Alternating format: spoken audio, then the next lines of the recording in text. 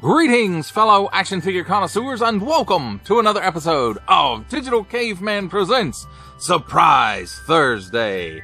I, as always, am your host, the Digital Caveman, and today I will be presenting you with the Medicom Mafex No. 164, Cyborg Superman. Let's get into it!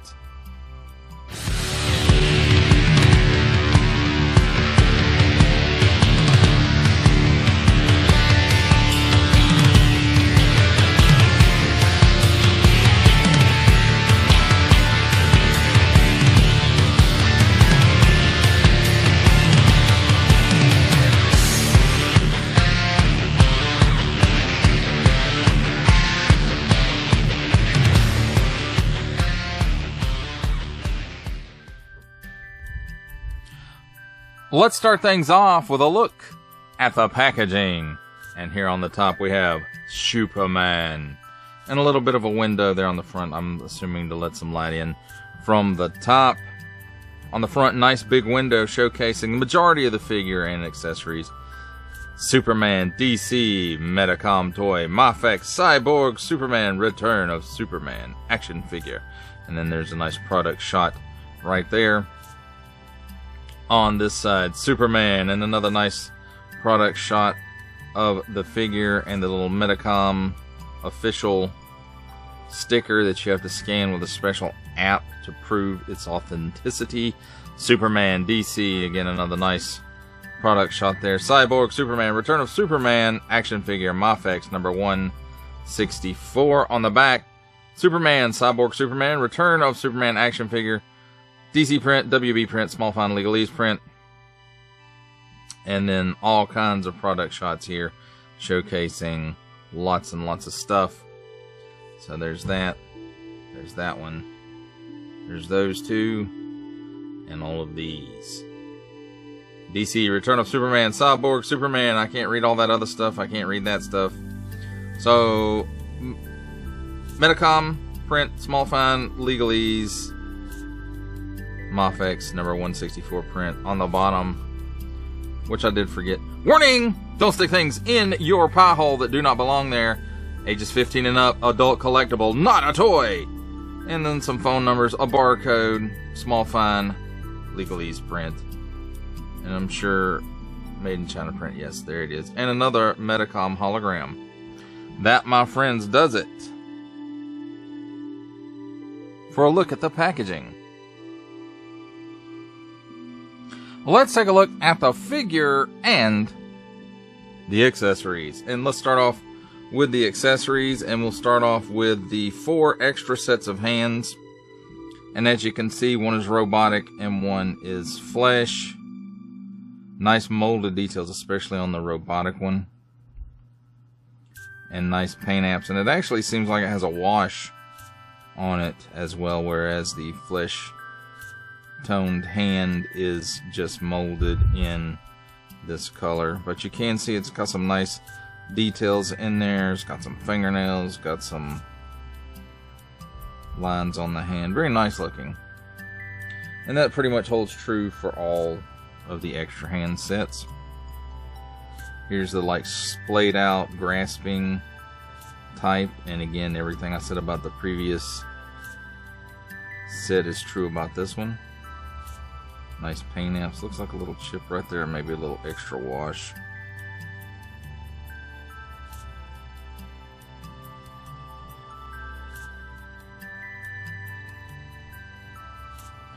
And here's like the semi-open fist, and then he has a robot pointing finger.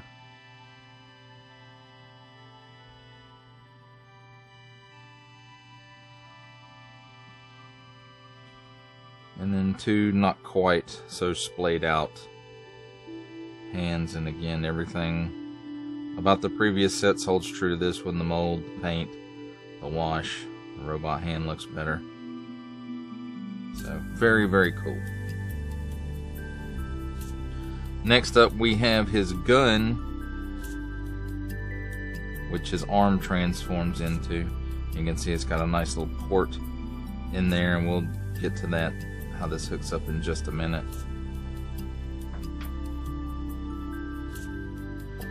And next up we have the blast effects, which go in that gun, and they're pretty solid.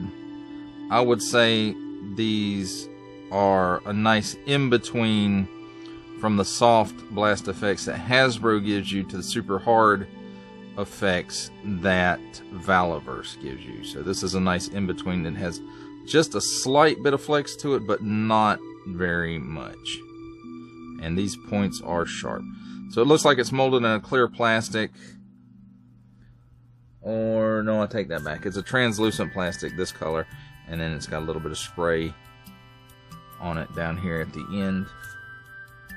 And the other one is similarly made. And it does have some nice molded details in it. Even, you know, see all those lines in it down the entire length of it. And then even down here in the blossom, I guess. And the way these works, there's ports in the end of the gun, and of course, I say they just port him fairly easy, but you have to push them a good bit to get them in there, and it doesn't look like they both want to go, so that's could be an issue, unless I'm just putting them in here wrong, which I could be.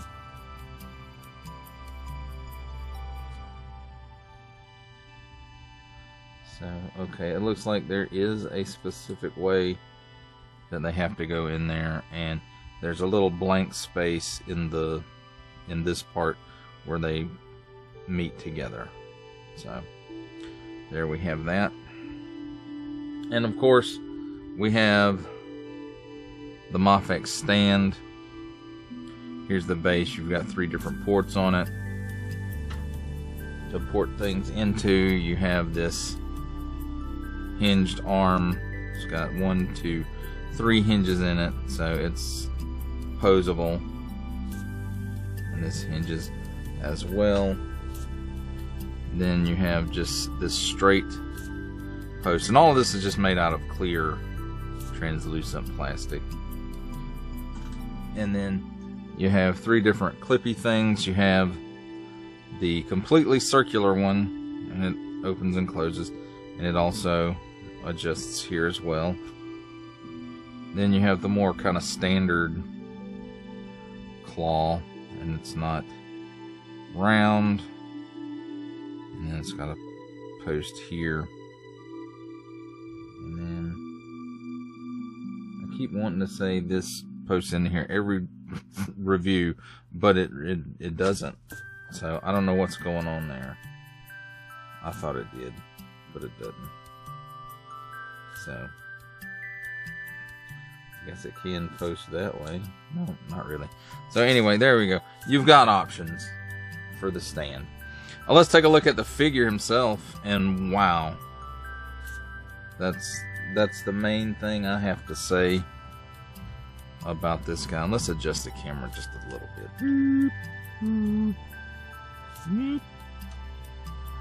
So, just like Hush Superman, he has kind of like that blue-black eyebrow, and he does have a little bit of blue in the hair, which I'm assuming is a wash or maybe even a dry brush. I'm not sure exactly which one. I am not a paint expert by any means. So the Cyborg parts are really kind of a, I don't want to say a dull silver, but it's not super shiny. So nice mold all the way around. Got these bits of red here where the flesh and the robot parts meet up. The teeth seem to be slightly different color than the rest of it. I don't know how well that's showing up on camera. There, you can see it. So the teeth are a little bit different color, and then we've got his chin. His eye, of course, is that menacing red, and just fantastic looking all the way around there on the head. The head and the neck, torso, all separate pieces. I believe there's a ball joint at the bottom of the neck. and then there's like a crooked dumbbell at the top, if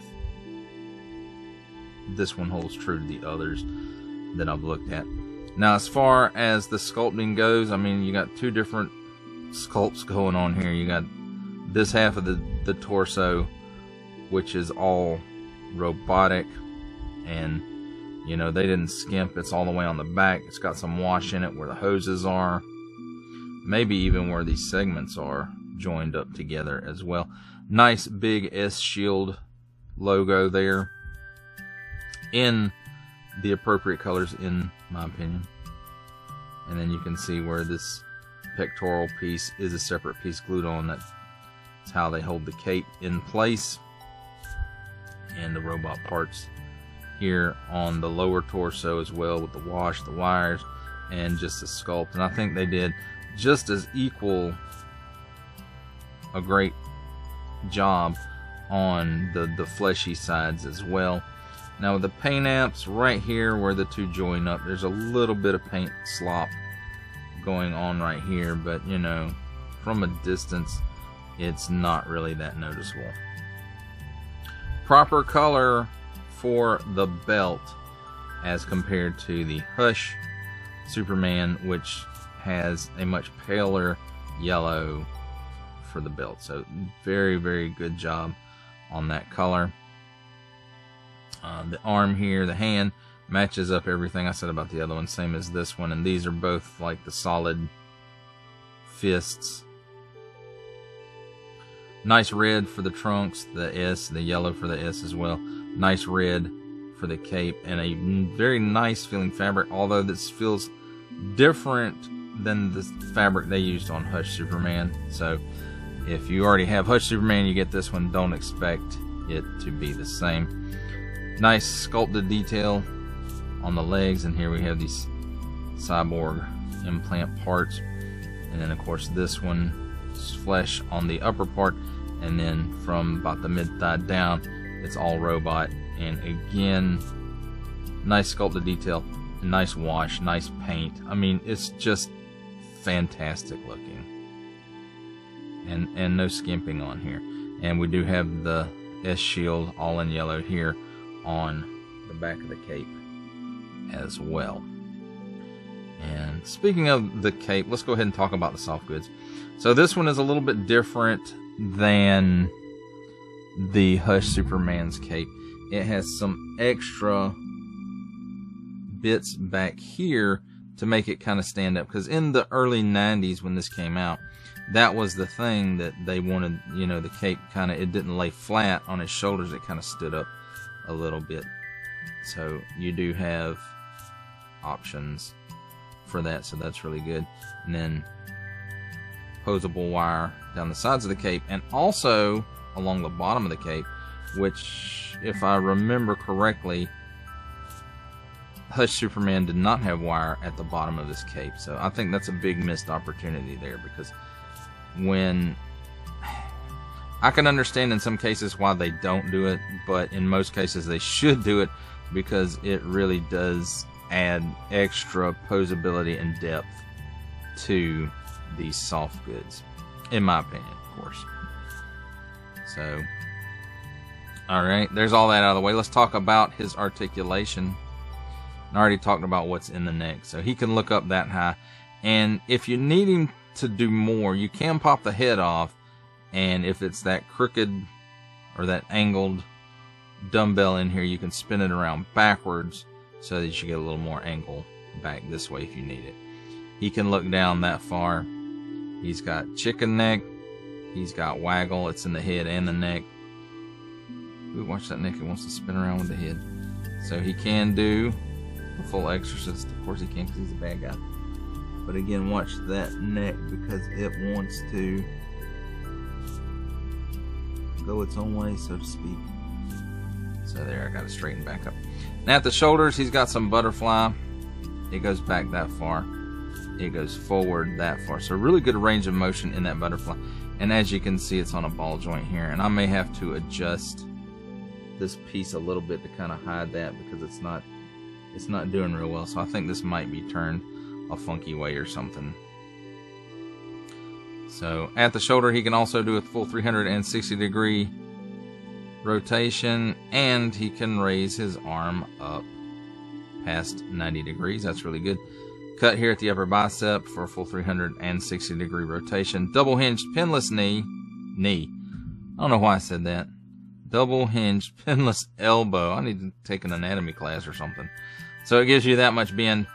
And then he's got that ball joint here at the elbows that has a peg going into the arm and a peg going into the fist. So it's set to up and down, but you can rotate it. So if you need it to be in and out, you can do that. In fact, I think this one is set to in and out. So same difference there. And of course, they will spin a full 360 degrees. And that one's trying to pop off. So here in the mid-abdomen, there's a cut here. And there's also like a ball joint or half dumbbell in the waist. And those work in conjunction.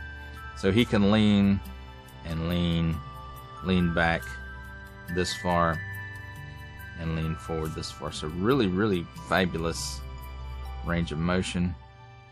He can rotate full 360 degrees at this upper joint, and then at the waist joint, let's see what he gets there. Another 360 degrees of rotation there as well. At the hips, he does have pull down joints, and even with the pull down joints, this overlay here for the shorts does hinder the range of motion just a bit. He only gives you that much of the splits, but he can kick forward well past 90 degrees and back. We'll call that a full step. And then he's got a little bit of rotation because they're on ball joints right here, or half dumbbells. So he gets a little bit of twist there at the hips, but nothing in the thigh. You would think this would be a natural place to put a thigh cut for some rotation there, but they opted not to do that. Double hinged, pinless knee. Get the anatomy right this time. So the robot knee gives you that much bend. And let's see if the fleshy knee gives you any more bend. Maybe slightly. And that would be due to sculpt. And we didn't see how much the elbow here on this side would bend. So on the robot arm, you only get that much bend at the elbow. So nothing in the shins. So no boot cuts.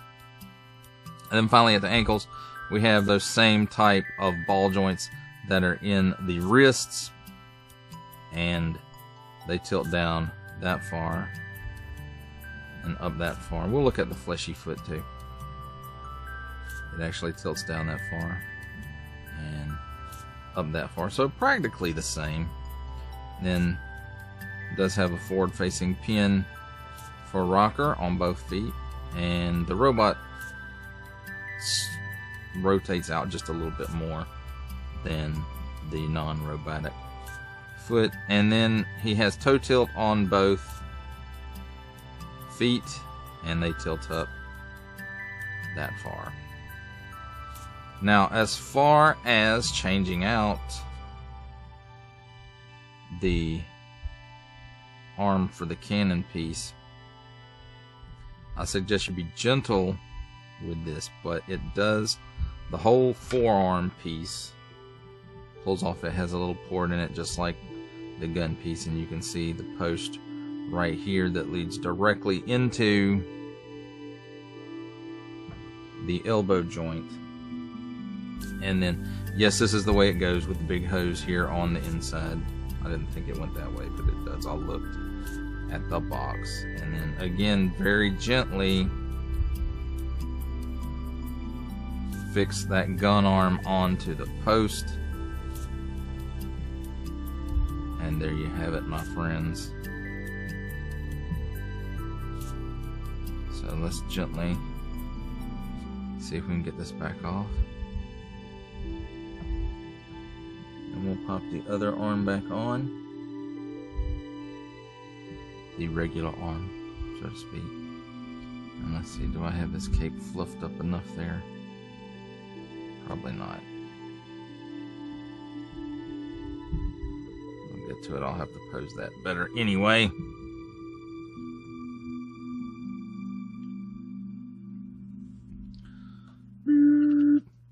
So there you have it, my friends. A look at the figure and his accessories, and what a fantastic figure it is. It's time for my favorite part of a review, comparisons. And here we have the Medicom Mafex number 164 Cyborg Superman from the Return of Superman with the Medicom Mafex number 117 Superman Batman Hush version. And then all the rest of the comparisons are the old Mattel DC Universe Classics figures, which have the Cyborg Superman, the Eradicator, Superboy, the Return of Superman, Superman, and Mongol.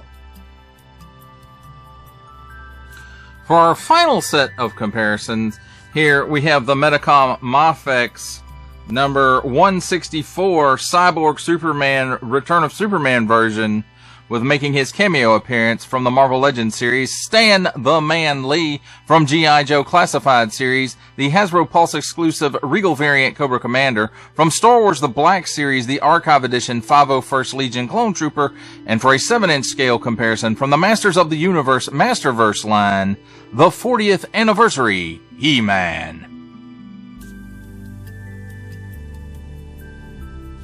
For final thoughts on the Medicom Mafex number 164 Cyborg Superman Return of Superman version, I have to say, what's not to like about this figure?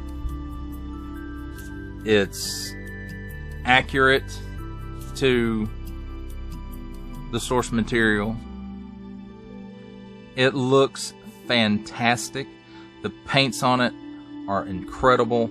The colors on it are, to me, super accurate. And I don't think Cyborg Superman has ever looked better. At least, not on anything I have ever reviewed.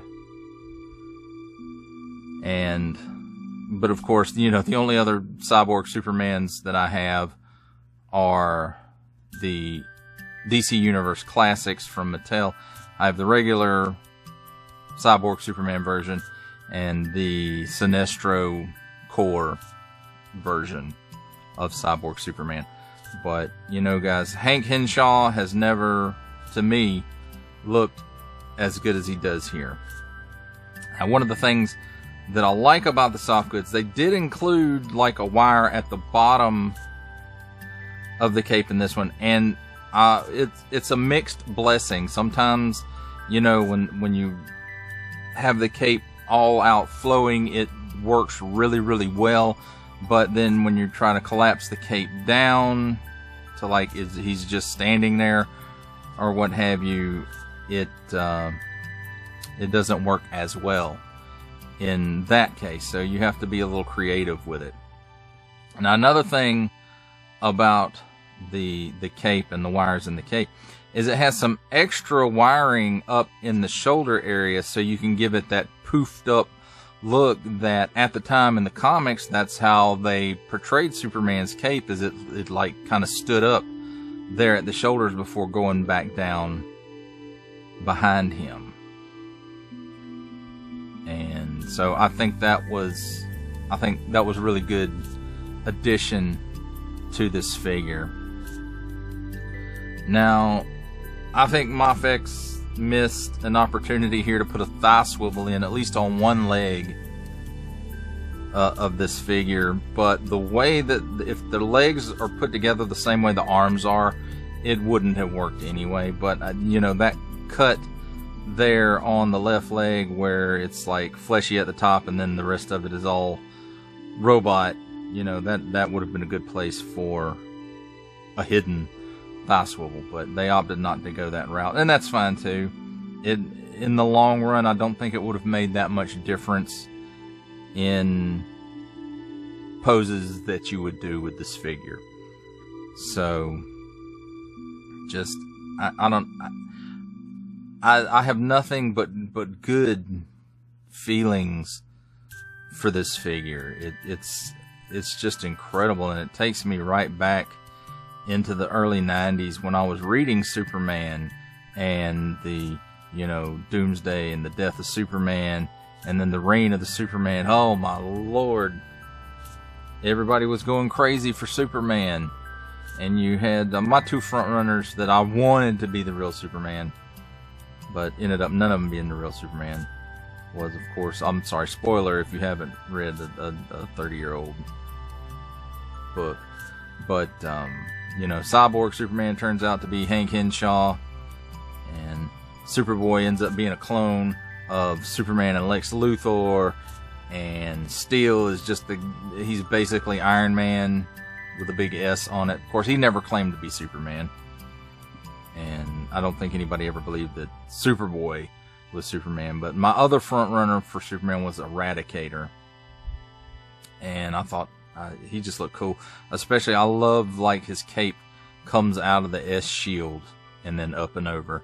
I thought that was incredible design for that figure, and I loved that. And I wish that when Superman came back to being Superman, when Clark Kent came back to being Superman, that, you know, that would have been an element that he kept, but he didn't. He went right straight back to pretty much his classic look, except he had a mullet. And so I've got this one. I'm probably going to pick up Steel. He's available now. Eradicator and Superboy, I think, are scheduled shortly. I want to pick those guys up now, and then, you know, they did the re-release, at least pre-orders for a re-release of the Return of Superman, Superman in the Black and Silver, and hell, I may even pick that one up now too. Not that that was my favorite look for Superman, but, you know, it really fits in with the rest of them, and good God, I can't wait. Are they going to do a Mongol and a Hal Jordan for Return of Superman? Because that would be fantastic. I would love that. But, you know, I guess that's a topic for a different video. Well, that does it for the review. I hope you enjoyed it. I enjoyed making it. Only support from viewers like you make this programming possible. Each view does count, and I do appreciate each and every single view that I receive. Thank you, and thank you so very, very much for supporting this channel through viewing. If you are interested in supporting my channel further, I'm now offering memberships at various tiers. Click the join button on my YouTube page, or check this video's description for the link and see if any membership offers are right for you, but only if you are in a position to do so. Comment below, like, share, subscribe if you would like to see more content or just help the channel grow, or both, that's even better. And don't forget to ding that bell so that in the future you will be notified as my new content becomes available. That's a wrap, folks. I'll see you next time.